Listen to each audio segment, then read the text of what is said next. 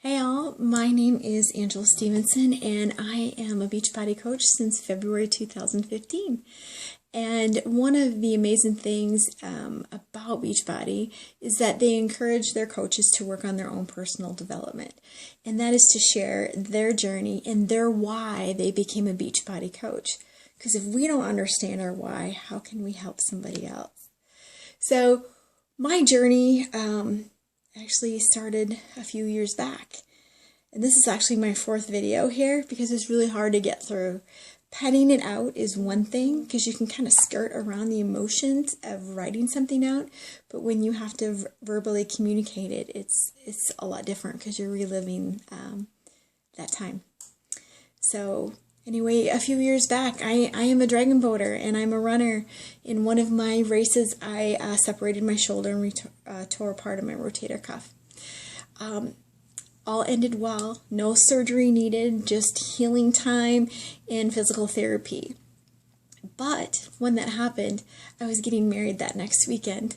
So I sucked it up. I was in a sling, headed to my honeymoon, and everything was well. And after the honeymoon, I began to get really sick. And I wasn't sure why. My body was completely fatigued. Had pain. I just didn't feel right. And I went to the doctor and, like what I thought, I picked something up in Mexico. I brought it back. It needs to run its course. Months and months passed, prescription after prescription, and hospital stays. They couldn't figure it out. So one day I was at work and I was IMing with my coworker who sat on the other side of the cubicle wall from me, and my IMs were not making any sense. And then it went into gibberish mode. I slid off my chair and onto the floor, and I had my first seizure. Paramedics came, nasty IV, medication. From what I've been told, I don't remember some of this.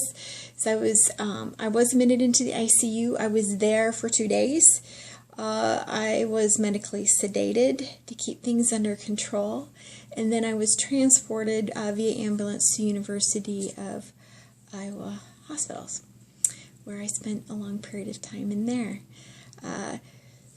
Screwing things to my head, figuring out if I had epilepsy, tons of medication, terrible medication that was frying my veins, living through that pain and the dopiness of being medicated, countless IVs failing, and having the burn nurse come up and having to restart them every time because I was so dehydrated, but yet I was so doped up on narcotics to control things. My veins were collapsing and they just couldn't get them to start. So through that process, I had the CT and I had an MRI, and they came in and they said, "Hey, you have a benign meningioma brain tumor. You also have degenerative arthritis in your spine. You have nerve damage in your spine and through your face."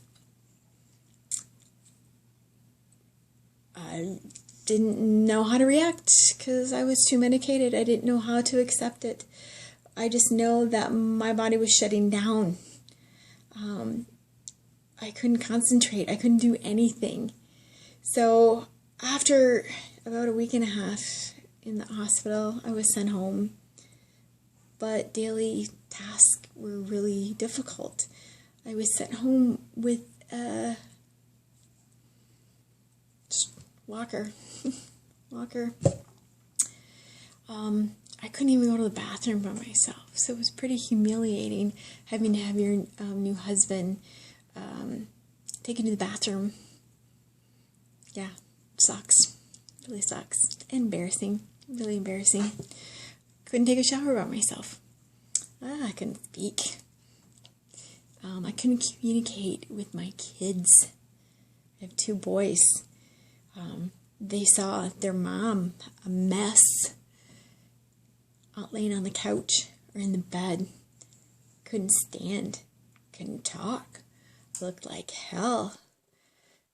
If I even got dressed or even if I brushed my teeth. They saw their mom popping medication right and left that she had to take just for her to function.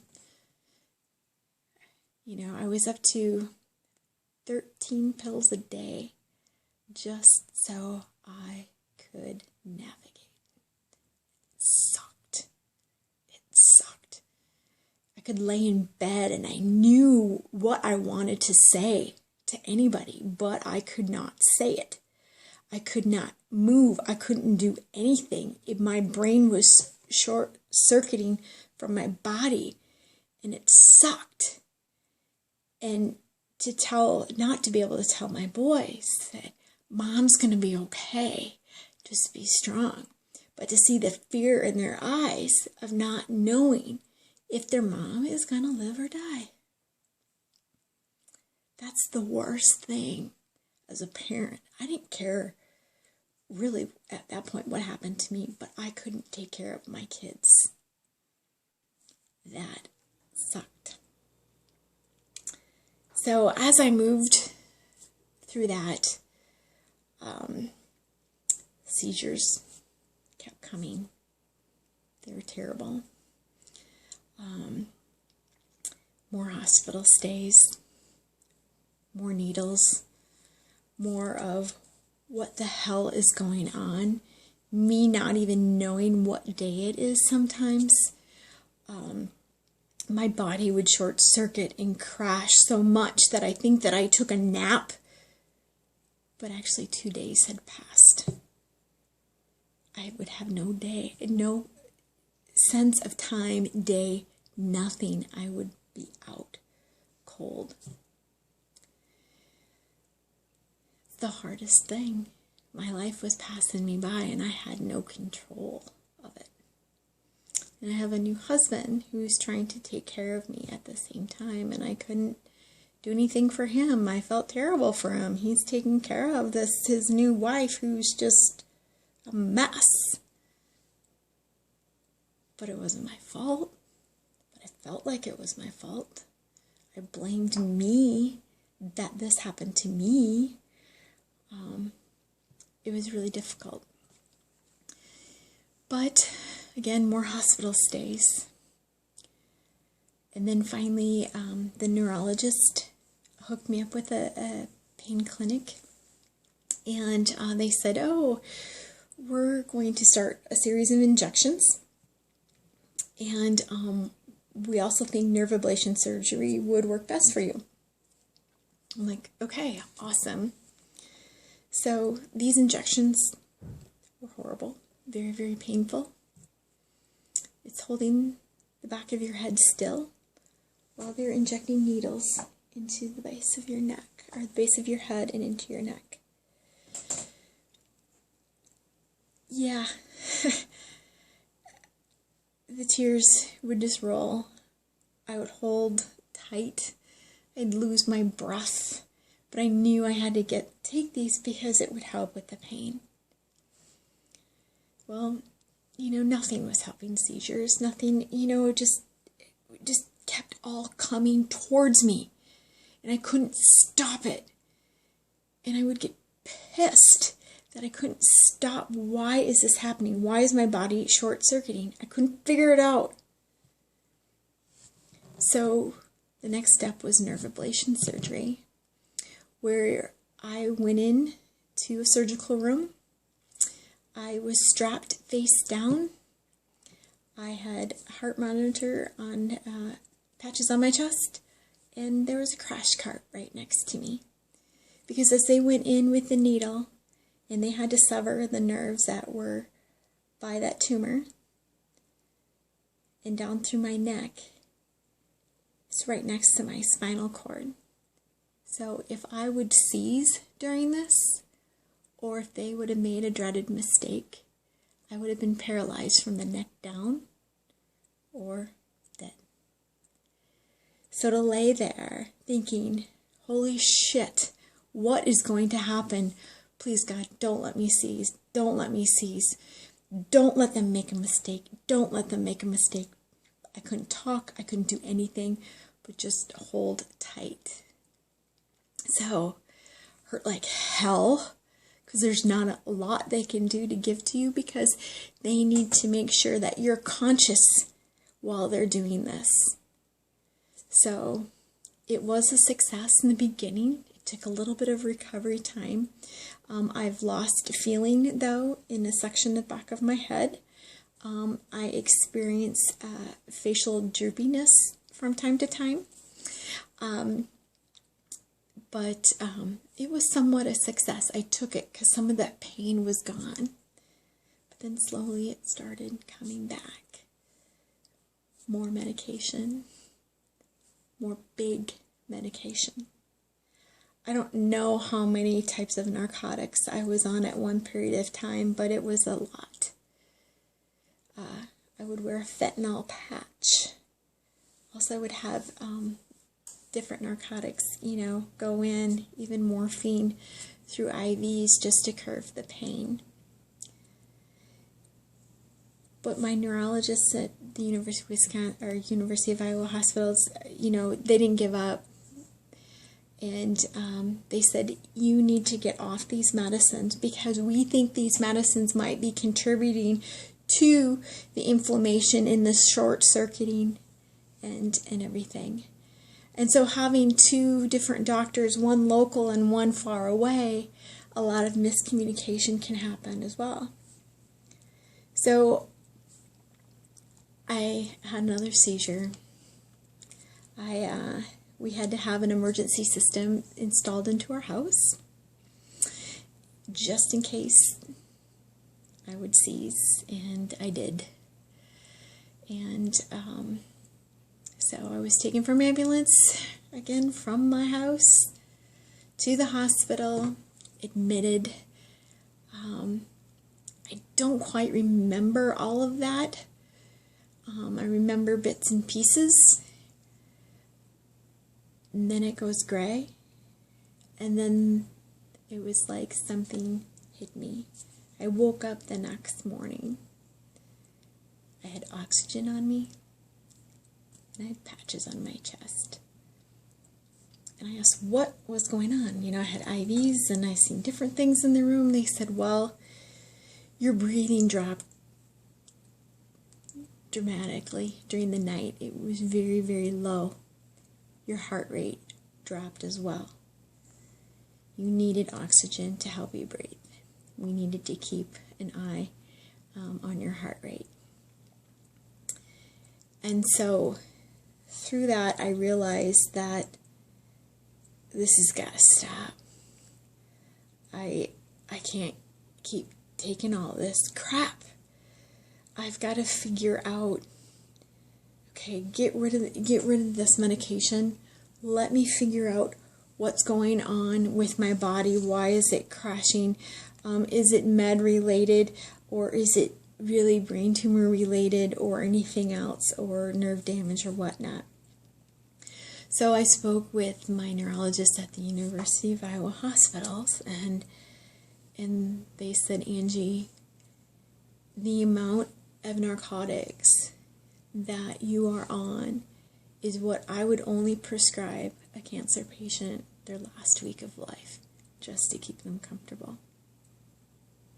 I knew then if it wasn't my body that was going to short circuit and kill me, it was those freaking narcotics that were being pumped into me to help me control pain that was going to kill me. So I'd make the choice. Do I live with pain and figure things out?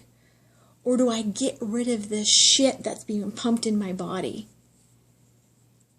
And I made the choice to get rid of that shit that was pumped into my body.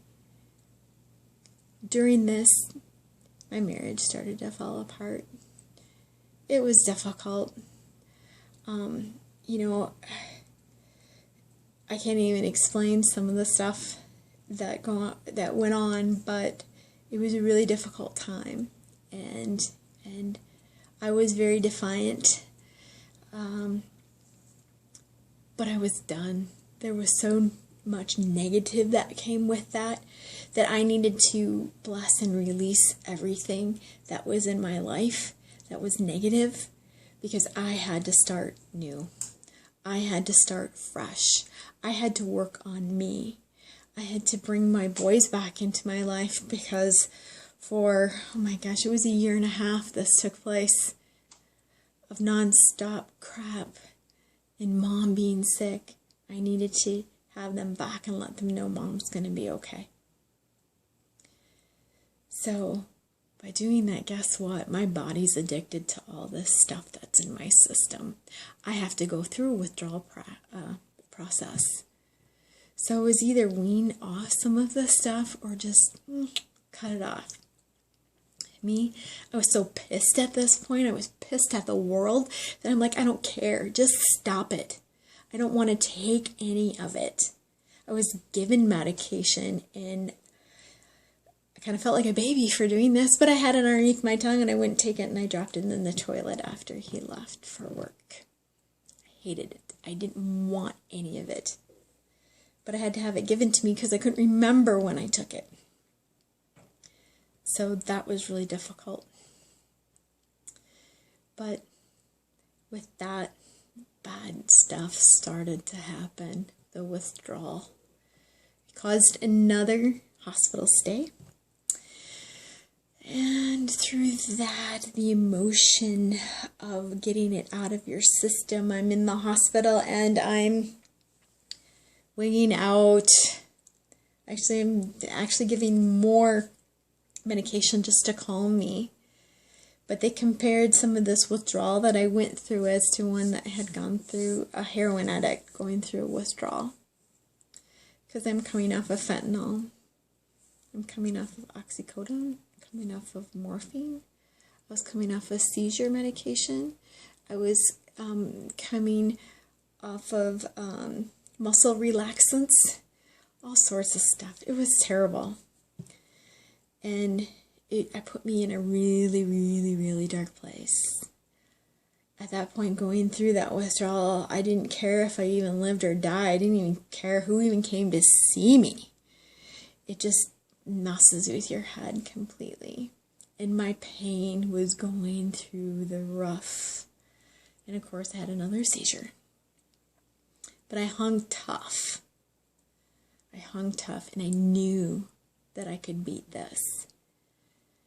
And so, after all of that, and a lot of blessing and releasing, I started new. Started seeing a pain therapist, what I can do to move through daily pain, what I can do differently. And then what I've learned from that is how can I help others who suffer from pain. Yes, I still have the brain tumor. Yes, I still have nerve damage. Yes, I have degenerative arthritis in my spine. Yes, my inflammation in my body is sometimes really, really high. That my hands are so swollen, my joints are so swollen, I can't get out of bed. But I chose to go on. I chose to help other people who have limitations to learn that they can build upon that and become limitless. And so that's my why. My why is through my story, my daily experience, my past experience. If I can help one person who has a tough time, I don't care what it is, to let them know just because they're limited doesn't mean they can't be limitless. And that's my why that I'm going for. And if I'm a successful Beachbody coach, amen. If I'm not, and I help that one person say, hey, I can do that, and that's not going to control my life, then I am a success.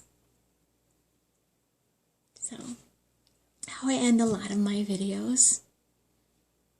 is don't forget to live life to the fullest. And most importantly, don't forget to be